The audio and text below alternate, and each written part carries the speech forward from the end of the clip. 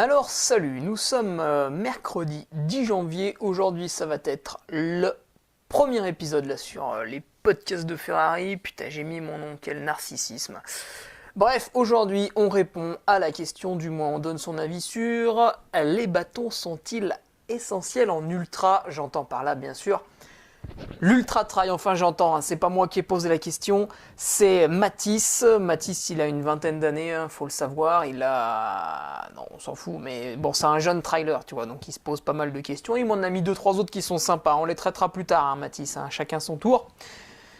Il m'a posé sa question sur YouTube, donc écoute, je t'invite à poser les tiennes si t'en as sur n'importe quelle plateforme. Hein. Peut-être t'es en train de la regarder via Facebook, via SoundCloud. Peut-être t'aimes bien me raconter des bêtises un peu sur Instagram, Strava, Snapchat. Tu sais, je suis partout. Je suis même le soir avec ta femme. Donc n'hésite pas à mettre la question où tu veux. Alors, on est parti. Les bâtons sont-ils essentiels en ultra? La réponse est oui. Et ben voilà, c'était pas long, hein. Une 15, il a fallu une 15, on a terminé. Et ben écoute, je te remercie hein, de ton attention, et puis je t'invite à laisser un gros like, un commentaire, allez, salut. Bon, on va faire un effort, on va la développer un peu. Pourquoi, selon moi, les bâtons sont complètement essentiels, et pourquoi si tu les prends pas en ultra, tu fais une très grosse erreur? Déjà, dans un premier temps, c'est parce qu'ils aident à progresser quand on marche. Tu vois, ça peut paraître rigolo comme ça, parce que le trail c'est quand même de la course à pied, mais on va pas se mentir, à part les premiers en ultra trail, enfin même sur des 80 km, après on pourrait même développer sur des formats marathon, mais on verra ça tout à l'heure. Sur un ultra, tout le monde marche à un moment donné. Et quand tu marches, tu feras l'essai, tu marches sans trop bouger les bras, et puis tu marches en t'aidant des bras et en tirant avec les bâtons. Et tu vas voir, mais ça n'a rien à voir. Les bâtons, ils t'aident vraiment à avoir une puissance, ça te lance, ça te permet de te maintenir droit. Donc au niveau du dos, tu vas vachement préserver tes lombaires. Et puis du coup, tu vas être droit, donc tu auras une meilleure posture, une meilleure position, tu vas marcher de manière plus efficace. Et attention, marcher avec des bâtons, ça s'apprend. Tu vois, il faut pas planter les deux bâtons en même temps. Ça, c'est très contre-productif. En fait, tu freines le mouvement avant de l'accélérer. Donc, il faut faire un petit peu comme la marche nordique. D'ailleurs, n'aie pas peur, n'aie pas honte. Pourquoi ne pas aller prendre un petit cours de marche nordique? Au pire, tu discuteras avec Simone, qui a 60 ans, qui est en surpoids, et qui t'expliquera comment faire une tarte au citron meringuée. Et franchement, c'est délicieux. Donc, utilise bien les bâtons en marchant en marche nordique. Donc, dès que t'as en ultra trail, dès qu'on a une pente, je pense dès qu'il y a 20%, arrête d'essayer de courir. Même sur des formats plus courts comme le 80 km. Et voilà, dès qu'il y a une petite pente, n'hésite pas à marcher tonique avec les bâtons. Pour info, moi je marche sans souci à 8 km/h sur des chemins qui sont pas très accidentés mais qui peuvent être quand même pentus. Donc la marche avec bâton est diablement efficace. Après, on pourrait dire aussi, ça c'est vraiment le truc évident. Quand tu marches, les bâtons, c'est évident, ça te permet d'aller plus vite. Et vu qu'on marche beaucoup. Ensuite, les bâtons nous aident à nous réceptionner en descente. Alors ça, c'est beaucoup moins évident, et ça demande beaucoup plus de pratique. Et surtout, ce n'est applicable qu'en ultra. Ou alors si tu as un niveau pas terrible et que tu t'es lancé sur un 80 km, ce qui pour toi va représenter du coup un ultra. Mais voilà, quand on est fatigué et qu'on veut du coup beaucoup s'économiser pour la suite des événements, il est intéressant de descendre pas trop vite en amortissant tranquille, et puis du coup, quand tu te réceptionnes par exemple sur ton quadriceps droit, mets un petit coup de bâton droit avec. C'est vrai que dans un premier temps, tu vas avoir l'impression que ça te freine, et c'est vrai, t'as raison, ça te freine un petit peu, mais du coup, c'est moins ta cuisse qui travaille en excentrique, puisque le choc va être atténué et par la cuisse et par le bâton. Donc sur une descente, mettons on descend un petit KV, gentiment, en une trentaine de minutes, donc là c'est vraiment soft, hein, donc on est vraiment dans le cadre de l'ultra, et si à chaque fois tu as mis un petit coup de bâton plutôt qu'un petit coup de cuisseau, et à la fin tu auras sauvegardé, je sais pas, 30% de fibres musculaires en plus. C'est un chiffre que je te donne comme ça, hein, personne n'a jamais mesuré ça. Mais c'est pour te donner l'idée, quelqu'un qui le fait très bien, c'est François Daen, il y a plusieurs vidéos sur YouTube où on le voit descendre sur l'UTMB, pas celui de cette année, je sais plus, c'était 2014, enfin je sais plus trop la date, mais on le voit descendre et il a un espèce de jeu de bâton, un espèce de mouvement, putain, c'est absolument magnifique, c'est fluide. Lui, ça le freine presque même pas. Et wow, ça doit lui permettre de s'économiser un maximum. Mais bon, François Daen, c'est quelqu'un qui... il n'est pas trop vigneron, il est quand même souvent en extérieur. Et il a beaucoup pratiqué avec les bâtons, donc ça vient pas comme ça. Il faut, je vous encourage à les utiliser sur vos sorties d'entraînement. On y reviendra plus tard. Surtout pour s'économiser en descente, ça demande vraiment d'avoir bien compris comment s'utilisent des bâtons. Et pour ça, il ne suffit pas de lire 2 lignes sur Internet, il faut pratiquer. Il est bon ce thé.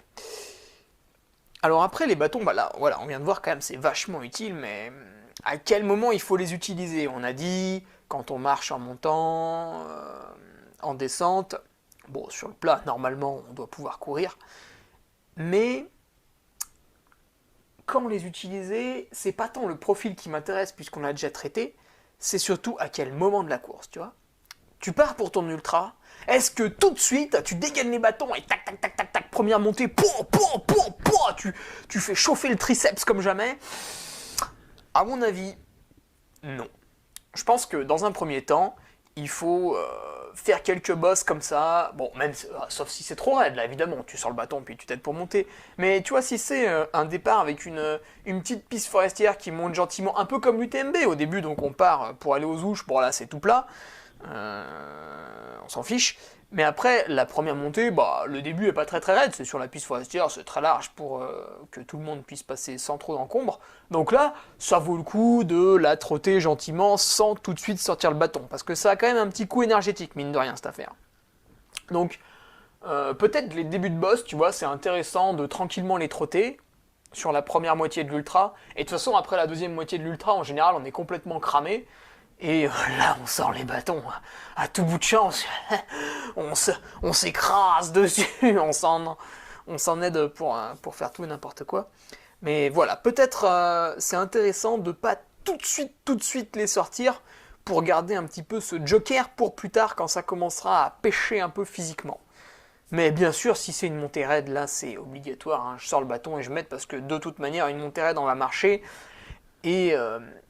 tu vois, je parlais de la position tout à l'heure, avec les bâtons, tu auras une position plus droite, plus relevée, et donc ta jambe sera moins pliée. Tu vas me dire, putain, mais à quoi, qu'est-ce qu'on s'en fout que la jambe soit pliée, Hugo, s'il te plaît? Non, c'est intéressant parce que si tu montes les jambes pour monter ta montée raide avec un angle de flexion, je sais pas, à 120 degrés, putain, le muscle il va être vachement étiré, tu vois, ça va être un étirement. Si t'as pas fait trop de préparation physique spécifique via des fentes sautées, des trucs comme ça, c'est un étirement, t'auras pas trop eu l'habitude, donc ça va te provoquer des courbatures terribles pour la suite de l'épreuve. Donc, dès que c'est raide, n'hésite pas, prends les bâtons. Et là, tu vas me dire, écoute, c'est bien gentil, moi je vois plein de mecs qui n'ont pas les bâtons, ce à quoi je vais te répondre, ouais, mais ils sont peut-être mauvais.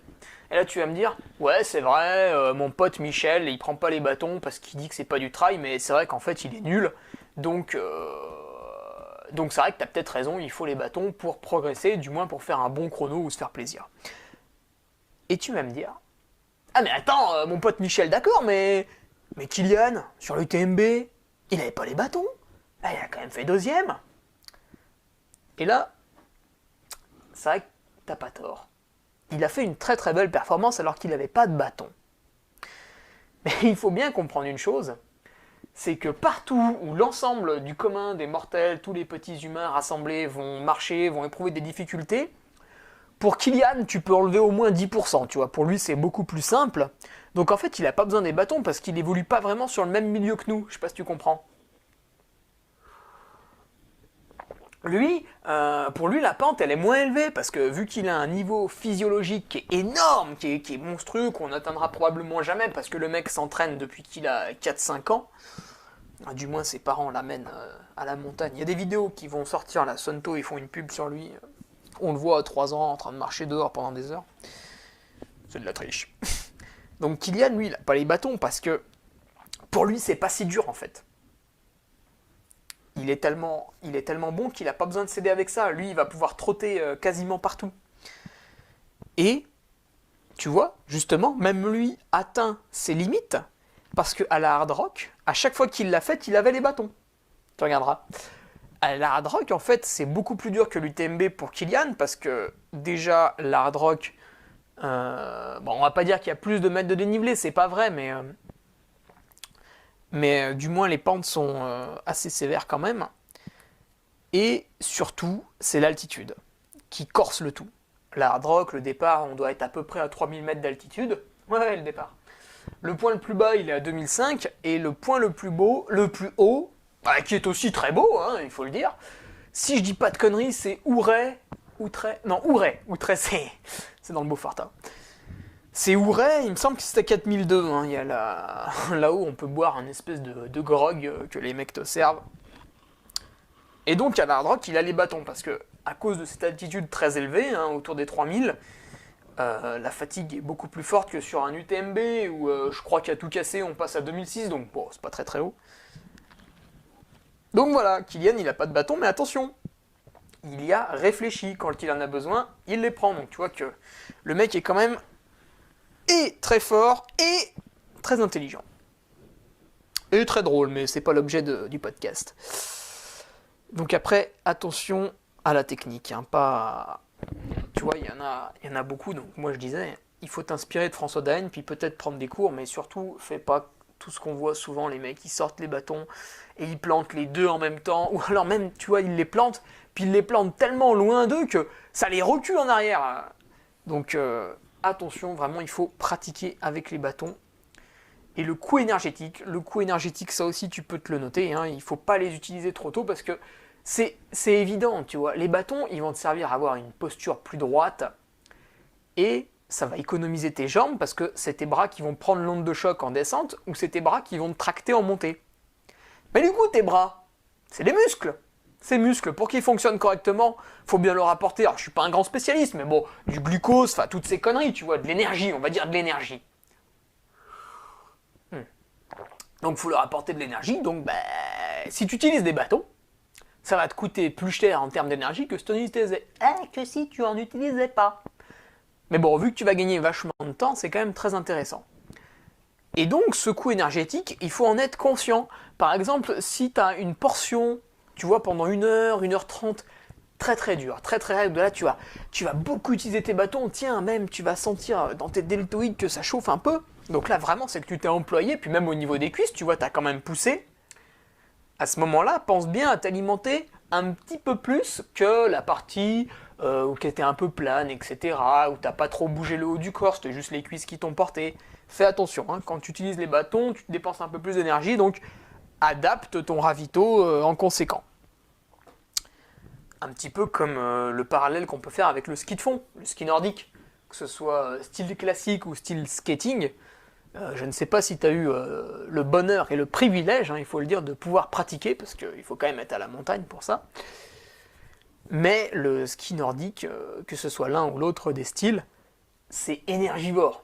Là, tu fais 2 heures de ski, si tu as donné un peu, et si comme moi, tu n'as pas encore la technique de Zeus himself, tu rentres peut-être à la dalle, quoi. T'as dépensé une tonne de calories. Bon, en plus, il y a le froid hein, qui augmente ça au ski, mais tu vois, rien que le fait de descendre, d'appuyer sur la cuisse pour faire le mouvement, tac, de relancer avec les bâtons en ski, t'as tout le corps qui bouge sans arrêt, donc c'est vraiment énergivore, et si tu fais ça en trail, eh ben, c'est exactement pareil. Donc, attention au coût énergétique. Mais ça, tu vas le voir en t'entraînant correctement à l'entraînement avec. Donc là, je pense qu'on a pas trop mal traité le sujet des bâtons, bah tu vois, c'est essentiel et vital pour les raisons que j'ai énoncées. Et maintenant, on va se pencher un petit peu sur les petits détails techniques, tu vois, quel bâton acheter, les règlements, tout ça. Parce qu'au niveau des règlements de course, pour ne pas crier au loup, tu vois, fais gaffe, des fois, les bâtons, ils sont obligatoires du début à la fin. C'est-à-dire que si tu estimes avoir besoin des bâtons pour telle ou telle côte, enfin, à tel moment du parcours, et ben certaines courses t'obligent à les avoir dès le départ. Donc là, il va falloir chercher un moyen de les transporter. Alors moi, je les prends à la main pour l'instant. J'aime bien. Je les replie, je les garde dans la main, j'aime bien. Mais je suis en train de réfléchir et dès que j'aurai trouvé, j'ai vu que ça existait, mais il faut que je regarde All Foot sur le sac. avoir des petits clips en plastique, ça doit coûter 2 € en plus, donc faut essayer de le clipper quelque part, et puis ensuite tes bâtons viennent se clipser dessus, et peut-être ça coûte rien, c'est tout léger, et je pense que c'est le top du top pour transporter tes bâtons quand tu ne t'en sers pas, et que c'est obligatoire sur l'ensemble de l'épreuve. Maintenant, il y a un deuxième aspect, il y a certaines courses qui ne mentionnent rien, et donc on peut prendre les bâtons sans délester, voilà. Si tu as la chance d'avoir une assistance personnelle, alors moi je considère que c'est pas une chance d'avoir une assistance personnelle, c'est juste avoir des amis, ou ne pas avoir d'amis.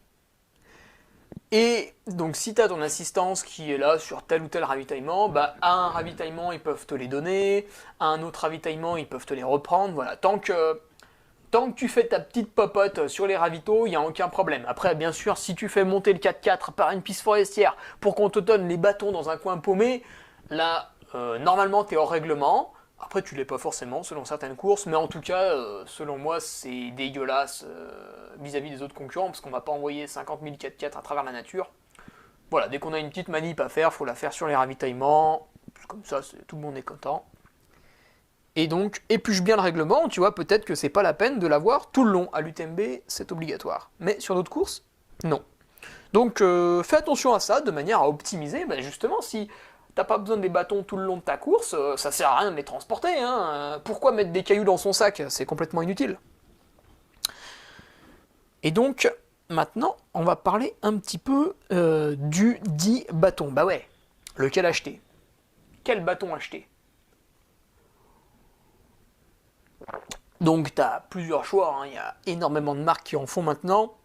Alors s'il te plaît, n'achète pas ceux qui sont affreux, qui ressemblent à des arcs, là, tu sais, le sport complètement naze au JO, le tir à l'arc, là.